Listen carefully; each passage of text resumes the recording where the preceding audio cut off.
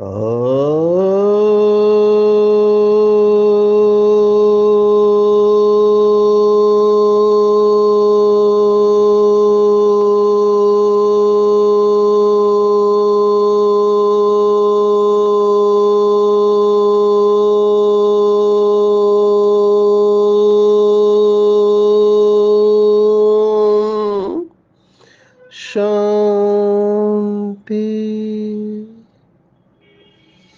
आज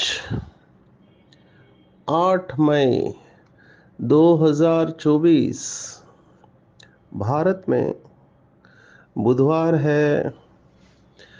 today is 8th May 2024 and it's Wednesday in Bharat.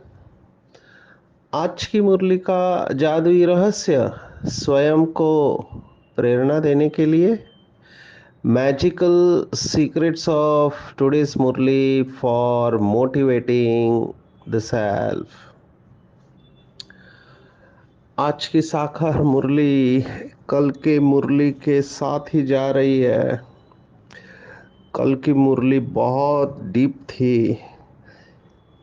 बहुत भाई बहनों ने प्रश्न पूछे, बहुत अच्छे अच्छे प्रश्न।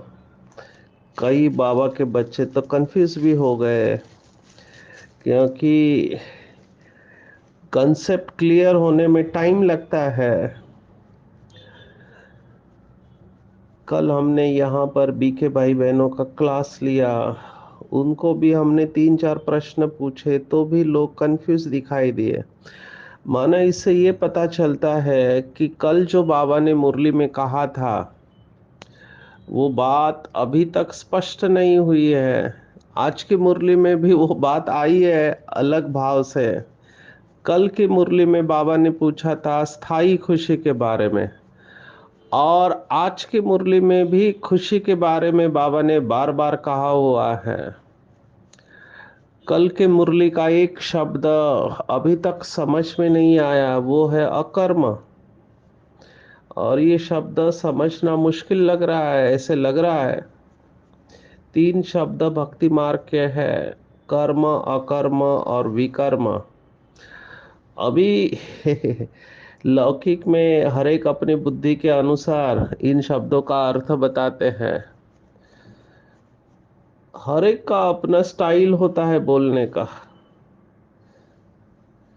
एक आत्मा कहती है अपने सेशन में कि अगर आपने ऐसा किया तो बहुत बड़ा कर्म हो जाएगा।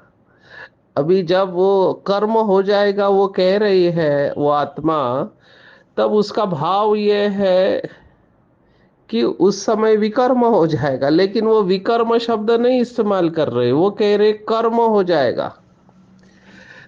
है ना, कितना बड़ा कर्म है इसका। अगर किसी को कोई बीमारी आती है तो कहते हैं इसका कितना बड़ा कर्म है। अभी उधर भी ये कहना चाहिए कि वो कर्मों का फल है, लेकिन वो कर्म कहते हैं। इसलिए ये तीनों शब्दों को अच्छी तरह समझना है। अभी एक आत्मा जो भगवत गीता की स्टडी करती है वो आचार्य विनोबा भावे की गीताई वो पढ़ रही थी, तो उसमें आचार्य विनोबा भावे जी ने विकर्म को विशेष कर्म कहा हुआ है। तो अभी ये उनकी डेफिनेशन है विकर्म, तो वो विकर्मों को विशेष कर्म कहते हैं। और यहाँ पर विकर्म माना पाप कर्म है, तो वो कंफ्यूज हो सकते हैं। इसलिए हम पहले कोई भी शब्द इस्तेमाल करते हैं तो उसका अर्थ हमको बताना आना चाहिए। अकर्म शब्द को बहुत अच्छी तरह से समझना है। अभी समय के अभाव से हम इसमें ज़्यादा समय नहीं दे पाते, क्योंकि मुरली को कवर करना होता है। लेकिन जब ऐसे कन्फ्यूजन आता है तब हमको समझाना ज़रूरी है। अकर्म ये अवस्था सतयुग की है। सतयुग में देवताएं कर्म करते हैं, लेकिन वो अकर्म हो जाता है। माना उसका कोई भी हिसाब किताब नहीं बनता है। अभी हम जो भी कर्म करते हैं उसका हिसाब किताब बनता है। या तो वो पुण्य कर्म है या तो वो पाप कर्म है। पुण्य कर्म का फल अच्छा होता है, पाप कर्म का फल दुख दुख होता है। तो ये इस समय की परिभाषा है। लेकिन सतयुग में भले लक्ष्मी नारायण कर्म कर रहे हैं, उठ रहे, खा रहे, पी रहे, दरबार चला रहे हैं, लेकिन उस कर्म का अकाउंट नहीं बन रहा है, वो अकर्म की कैटेगरी में आ रहा है। तो ये कैसे, ये लोगों के समझ में नहीं आता है। तो आज हमने क्लास में यहाँ पर पूछा तो भी लोगों को समझ में नहीं आ रहा था, तो मुझे लगा कि इसके ऊपर स्पष्टीकरण जरूरी है। मैं और उदाहरण देता हूँ। बाबा को ये प्रश्न भी पूछा कि मम्मा संपूर्ण अवस्था में शरीर छोड़ा, अभी फिर मम्मा ने शरीर धारण किया है। तो मम्मा ने शरीर धारण किया है तो वो शरीर के द्वारा कर्म कर रही होगी। तो वो कर्म, उसका हिसाब किताब कैसे? अभी ये लॉजिकल प्रश्न है। इसी के साथ और दो प्रश्न भी मैं आपको पूछ रहा हूँ, आप इसके ऊपर चिंतन करना। शिव बाबा भी आते हैं इस धरती पर और धर्म स्थापक भी आते हैं। शिव बाबा भी धर्म स्थापक है।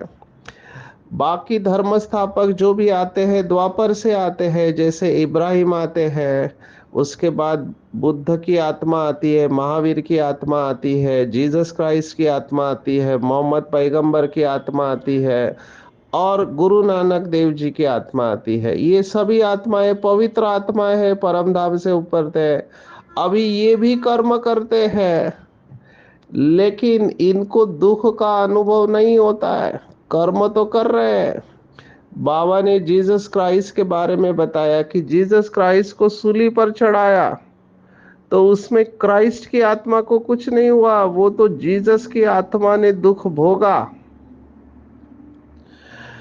तो ऐसे ही सबके बारे में है। शिव बाबा भी, अभी देखो, एक यज्ञ की घटना आपको सुनाते हैं ताकि आपको समझ में आ जाएगा। अव्यक्त बाप दादा का अवतरण दिन था। एक दिन ऐसे हुआ कि बाबा यूजुअली शाम को आके रात को चला जाता था, लेकिन एक दिन बाबा 16 घंटे दादी के तन में आया। आप सोचो, 16 घंटे, और दादी कई घंटों तक एक ही स्थान पर बैठे हैं। अभी बाबा तो परकाया प्रवेश करता है। बाबा आया, मुरली सुनाया, रात भर बच्चों से मिले। हमें उस समय के भाई बहने बताते हैं जो बाबा से उस समय मिलते थे, तो वो कहते थे कि बाबा हर एक के साथ पर्सनली बात करता था। तो कुछ बच्चे कहते हैं कि हम रूम पर जाके सो के आते थे, क्योंकि बाबा अभी बहुत लोगों से मिल रहा है, तब तक मेरी नींद पूरी हो जाएगी। अभी सोचो, इन लोगों ने बाबा के साथ ऐसे अनुभव किया हुआ है। तो एक बार अव्यक्त बाप दादा 16 घंटे दादी के तन में है। आप सोचो, दादी एक जगह पर बैठे है, दादी का शरीर, और बाबा आया, बाबा बच्चों से मिला और बाबा चले गए। लेकिन उसके बाद जब दादी आई तो दादी को कितना तकलीफ हुई रहेगी, आप सोचो। बहुत कुछ हुआ उस समय। तब बाबा को बताया कि बाबा आप ज्यादा समय तक नहीं रहो दादी के तन में, क्योंकि खून जम जाता है एक जगह पर बैठने के बाद इतना घंटे। तो बाबा कर्म कर रहा है, आकर मुरली सुना रहा है, बच्चों से बातें कर रहा है, भोग भी स्वीकार करा रहा है, लेकिन बाबा का वो कर्म कौन से कैटेगरी में आएगा? धर्म स्थापक जो शरीर में प्रवेश करके कर्म करते हैं वो कौन से कैटेगरी में आएगा? और जो बाबा ने कहा सतयुग के देवी देवताएं हैं वो कर्म करते कौन से कैटेगरी में आएगा? और जो हमारी एडवांस पार्टी की आत्माएं गए, विशेष मम्मा संपूर्ण अवस्था में शरीर छोड़ा है, मम्मा को अभी फिर से पुरुषार्थ करना नहीं है, तो वो जिस शरीर में है अभी उसके द्वारा वो भी कर्म कर रही है। तो वो कौन से कैटेगरी में आता है, ये चिंतन का विषय है। जो बाबा ने मुरली में बताया उस आधार पर इसका एक स्पष्टीकरण ये दे सकते, बाकी भी स्पष्टीकरण आप चिंतन करेंगे। बाबा ने कहा दो शब्द है, एक कर्म संबंध और एक कर्म बंधन। दोनों शब्द बाबा ने इस्तेमाल किए हुए हैं। बाबा ने कहा कर्म बंधन दुख देता है और कर्म संबंध सुख देता है। तो ये जो जन्म है, अगर मम्मा का आखिरी जन्म 84वां था, तो अभी मम्मा की आत्मा जिस शरीर में गई है वो 85th बर्थ हो गया। ये भी बाबा ने कहा है, कुछ आत्माओं का एक्स्ट्रा जन्म होता है। तो ये जो जन्म है, ये एक प्रकार का अवतार का जन्म है, क्योंकि जहां पर भी आत्मा होगी वहां पर लोगों को इस आत्मा के दिव्यता का अनुभव होना ही है।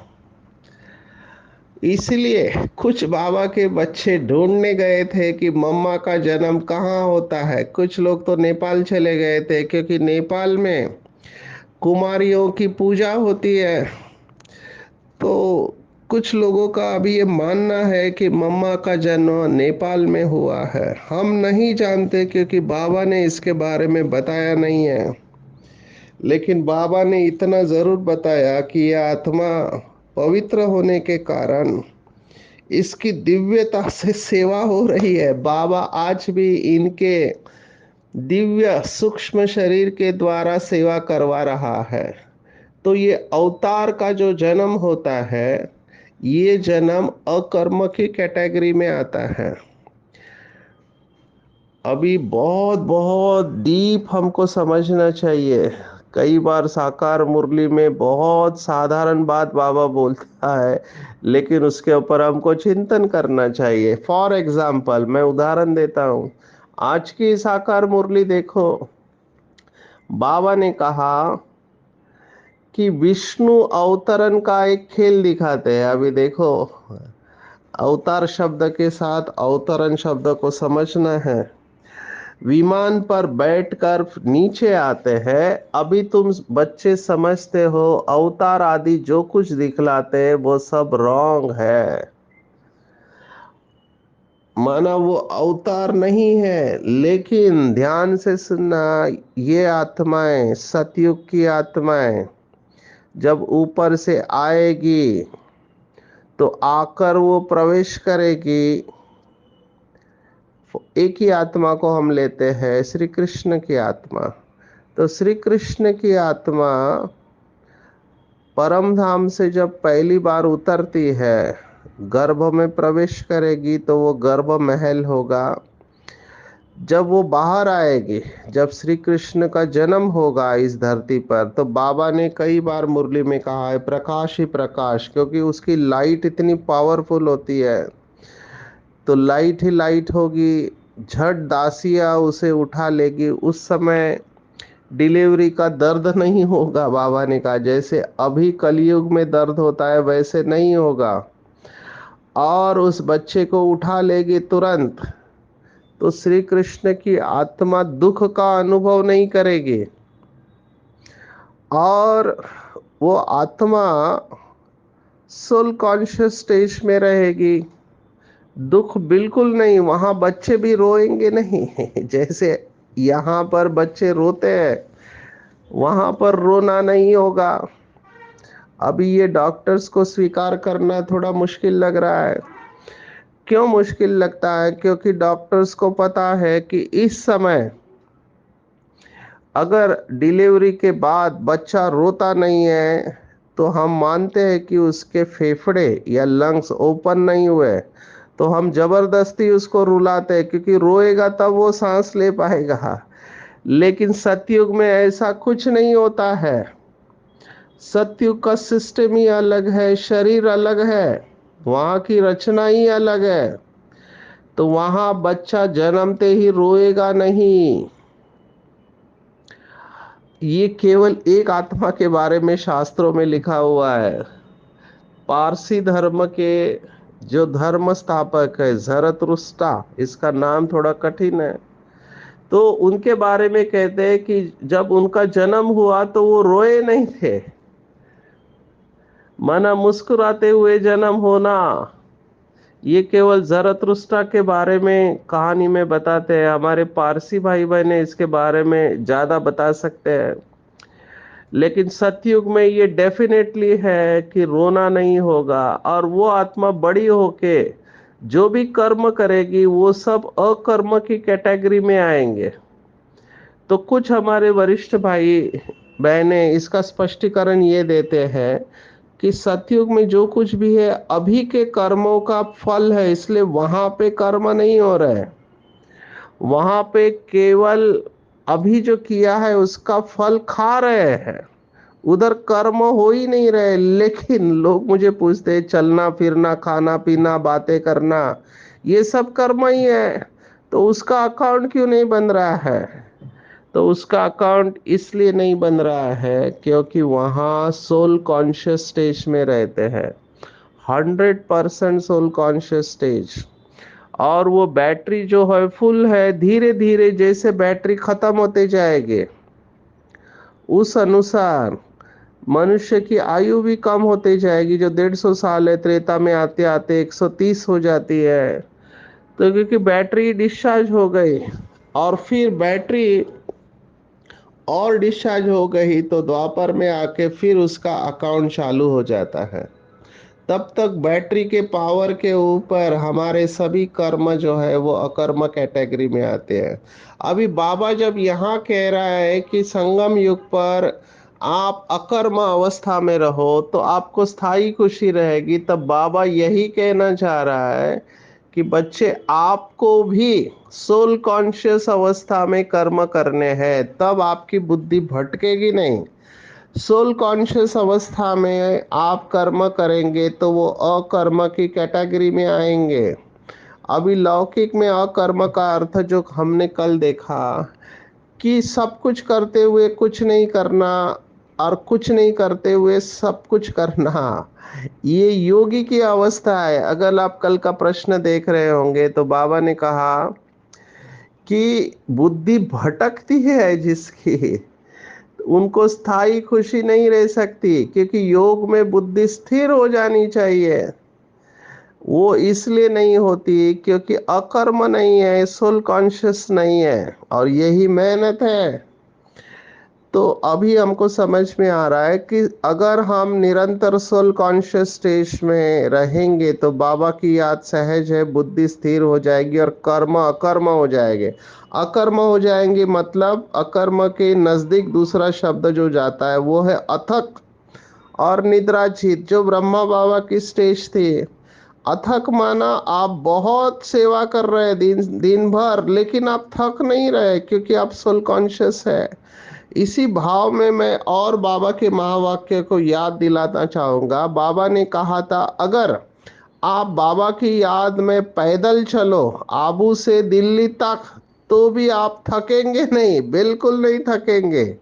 अब ये कैसे संभव है? This is only possible in soul conscious stage. इसलिए बाबा का भाव ये है कि कर्म कॉन्शियस होके कर्म नहीं करना, सोल कॉन्शियस होके कर्म करेंगे तो अथक और अकर्म की स्टेज में रहेंगे, नहीं तो थकावट होगी। और योगी उसे कहते हैं जो अथक और निद्राजीत होता है। अर्जुन का एक नाम है गुड़ाकेश, माना जिसने निद्रा को जीत लिया है उसको गुड़ाकेश कहते हैं। ये ब्रह्मा बाबा की स्टेज थी, गुड़ाकेश अवस्था में रहते थे, अकर्म की अवस्था में रहते थे।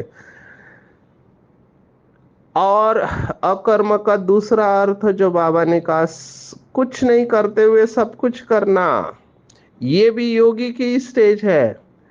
योगी एक जगह पर रहकर उसके प्रकम पर किलोमीटर्स तक बहुत बड़ी एरिया को कवर करते हैं। भक्ति मार्ग में तो एक ऐसे कहा गया है कि एक अवतार, भक्ति मार्ग की बात सुना रहा हूं, एक अवतार पूरी दुनिया को बदल देता है। ये बाबा ने अव्यक्त मुरली में कहा हुआ है कि एक अवतार पूरी दुनिया को बदल देता है। अवतार मतलब धर्म स्थापक आत्मा। जैसे बुद्ध की आत्मा आई, उसने कितने लोगों को परिवर्तन कर दिया। जीसस क्राइस्ट की आत्मा कितने लोगों को परिवर्तन कर दिया। तो एक अवतार पूरी पृथ्वी को परिवर्तन कर देता है। तो आप सब बाबा के बच्चे, इतने अवतार अगर अपने संपूर्ण अवस्था में अवतरित हो गए तो कितनों को बदल सकते। ये है कुछ नहीं करते हुए सब कुछ करना। हमारी दादियाँ एक स्थान पर है, लेकिन उनके प्रकंपन पूरे विश्व को कवर कर रहे हैं। ये है अकर्म अवस्था, और ये डायरेक्ट खुशी के साथ जुड़ी हुई है। आज की मुरली के ऊपर आएंगे। बाबा ने कहा, बच्चे, इस समय विश्व की सभी आत्माएं अनजान और दुखी है, आप उनके ऊपर उपकार करो। मैंने ये गुलजार दादी में देखा है। हमारे आदरणीय डॉक्टर बनारसी भाई ने अनुभव सुनाया। दादी को मुंबई में रखा था, दादी कुर्सी के ऊपर बैठी थी, तो बनारसी भाई देख रहे थे कि दादी कहाँ खोई हुई है। उनसे रहा नहीं गया। थोड़ी देर बाद उन्होंने कहा, दादी आपसे एक प्रश्न पूछना है। दादी ने कहा, पूछो। तो डॉक्टर बनारसी भाई ने दादी से पूछा कि दादी आप क्या सोच रही हो, आप कहीं खोए हुए हो। तो दादी ने एक ही जवाब दिया, क्योंकि उनको तक हो रहा था तकलीफ, माना पेट में पानी, वैसे शरीर को तकलीफ था, उनको नहीं था। तो डॉक्टर बनारसी भाई को लगा कि इनको कुछ हो रहा होगा तो पूछ लूं मैं। तो दादी ने एक ही जवाब दिया। दादी ने कहा, दुनिया में लोग बहुत दुखी है। सोचो, दादी को इतना तकलीफ है, लेकिन दादी का संकल्प क्या है कि दुनिया में लोग बहुत दुखी है, और दादी उनको सकाश देने में बिजी रहती है। आप सोचो, ये प्रैक्टिकल स्टेज है। ये ऑटोमेटिकली होता है जब आत्मा अंदर से भरपूर हो जाती है, तो वो दूसरों को दिए बगैर रह नहीं सकती है। कई लोग मनसा सेवा के बारे में क्लासेस करते हैं, बहुत सारी बातें सुनाते हैं। ये प्रैक्टिकल मनसा सेवा है।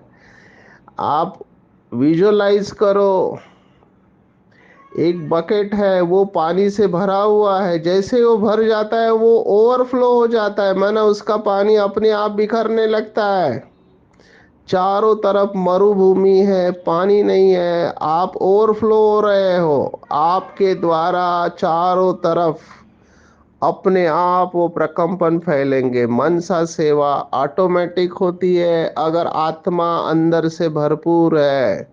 जितना हम विदेही अवस्था में रहेंगे, बुद्धि परम धाम में लटकी हुई होगी, निरंतर प्रवाह विजुअलाइज करो, निरंतर परम धाम से, बाबा से शक्तियों का प्रवाह, गुणों का प्रवाह, ज्ञान का प्रवाह, करंट, प्रकाश, किरणें, जो भी शब्द आप इस्तेमाल करना चाहो, जो आपको सुख देता है, वो निरंतर आपके ऊपर आ रहा है और आपके द्वारा पूरे विश्व में फैल रहा है। ये इनफैक्ट एक दिन दादी जानकी जी ने अपने क्लास में बताया था। योग बहुत सरल है, ऊपर से आ रहा है, मेरे द्वारा जा रहा है। उन्होंने हाथ ऐसे करके बताया था, ऊपर से आ रहा है, मेरे द्वारा जा रहा है। कंटिन्यूअस वो फील करते थे। ऐसे ही बाबा इन आत्माओं की महिमा नहीं करता है। बाबा ने कहा था, जब दादी या मधुबन में रहते हैं, बड़े योगी आत्माएं रहते हैं, तो उसका प्रभाव रहता है। मधुबन का वायुमंडल ऐसे ही शक्तिशाली नहीं है। इन तपस्वी आत्माओं ने अपने तपस्या के बल से वहां के कण कण में बाबा के प्रकंपन फैलाए हुए हैं। इसलिए बाहर से कोई भी जब आता है, तुरंत उसे प्रकंपन का, वाइब्रेशन का अनुभव होता है। हमारे डॉक्टर्स कहते हैं, जब हम उनको 4 बजे उठाते हैं, डॉक्टर्स कभी 4 बजे उठते नहीं है, लेकिन वहाँ 4 बजे उठ के हॉल में आकर मेडिटेशन करेंगे, फिर फ्रेश होके फिर सेशन के लिए आएंगे। दिन भर बिजी रहते हैं, लेकिन फिर भी कहते हैं, हमको थकावट क्यों नहीं हो रही है। तब उनको पता चलता है कि यहाँ के वाइब्रेशन का कमाल है, ये बाबा के तपस्वी बच्चों का कमाल है। तो जो अकर्म की स्टेज में रहते हैं, उनके द्वारा ये सेवा होती रहेगी। दुखी और अनजान आत्माओं को दिए बगैर रह नहीं सकते। ऑटोमेटिकली उनके दिल से रहम की भावना आनी है। और उनके दो शब्द लोगों में उमंग उत्साह लाएंगे, खुशी लाएंगे। और ऐसे लोगों की भंडारी हमेशा भरती रहेगी। आज बाबा ने बहुत बड़ा प्रिंसिपल बताया, जो 2 संडे की पहले की मुरली मास्टर दाता, ये कुछ भाई बहनों को चिंता रहती है कि सेंटर कैसे चलेगा। बाबा ने आज उसका जवाब दिया है। बहनों को से चिंता रहती है सेंटर कैसे चलेगा, और कुछ गृहस्थी वाली भाई बहनों को भी रहता है घर कैसे चलेगा। बाबा ने उसका जवाब दिया है, जितना देते जाओगे उतना आता जाएगा। मैं आपको एक थोड़ा लौकिक का अनुभव सुनाता हूँ। लौकिक में एक किताब है जिसने बहुत सारे रिकॉर्ड तोड़ दिए। वो अंतर्मन की शक्ति के ऊपर किताब है। उसका नाम है power of subconscious mind bye Joseph Murphy.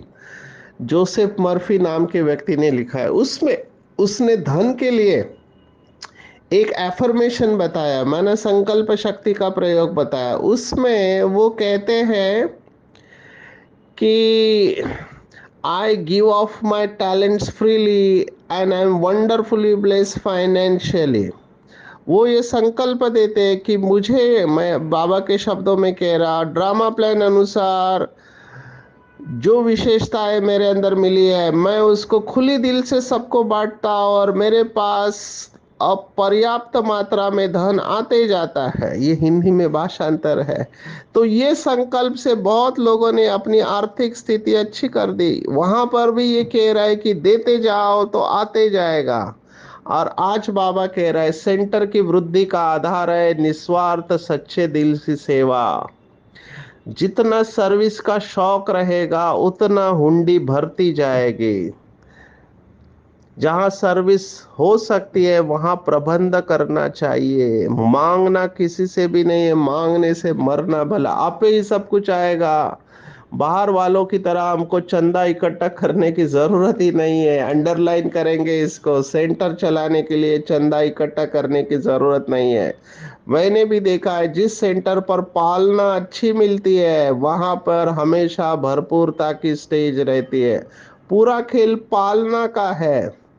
पालना अच्छी करनी चाहिए, भंडारी भरती जाएगी। सेवा करनी चाहिए, अपने आप लोगों को प्रेरणा आएगी। हमको कुछ भी करने की जरूरत नहीं है।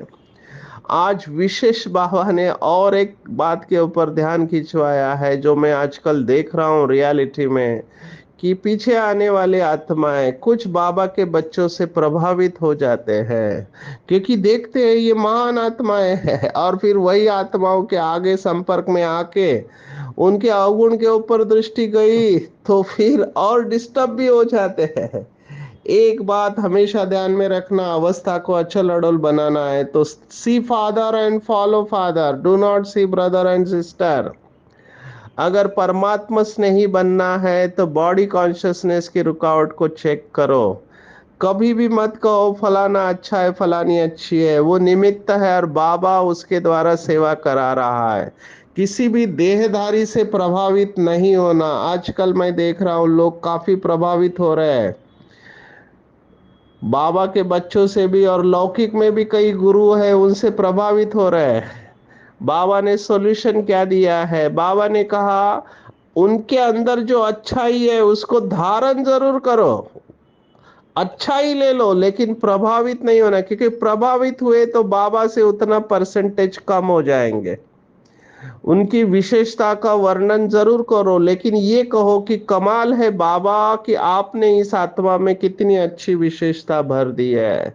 न्यारे और बाप के प्यारे बनो। ऐसे प्यारे अर्थात परमात्मा स्नेही बच्चे ही सेफ रहते हैं, नहीं तो बाकी लोगों के ऊपर कुछ ना कुछ इफेक्ट आएगा। किसी का शरीर के साथ लगाव होता है, किसी का गुणों के साथ लगाव होता है। तो मैं हमेशा कहता हूँ न प्रभावित होना है न प्रभावित करना है, दोनों पाप कर्म की कैटेगरी में आते हैं। हमको केवल परमात्मा स्नेही बन के लोगों से अच्छाई लेनी है। और जितना जितना हम गहराई में जाएंगे ऑटोमेटिकली साइलेंस की अवस्था आएगी, सेवा अपने आप होती रहेगी। वंडरफुल है शिव बाबा। न ड्रामा में आता है, न कोई पार्ट प्ले करता है। न कोई गुरु करता है, न कोई शास्त्र पढ़ा है, फिर भी पूरे ड्रामा की नॉलेज ध्यान में रखता है। ये ज्ञान अंदर जितना उछलता रहेगा, ज्ञान डांस होती रहेगी, उतनी खुशी रहेगी। किसी के भी पार्ट को देखना नहीं है, माया से संभल कर चलना है, अपनी उन्नति में लगे रखना है, सर्विस का शौक रखना है। आज के पूरी मुरली में टेक होम अगर आप मुझे कहो तो मैं कहूंगा, मांगने से मरना भला, संपूर्ण अवस्था में रहो तो प्रकृति अपने आप दासी हो जाएगी।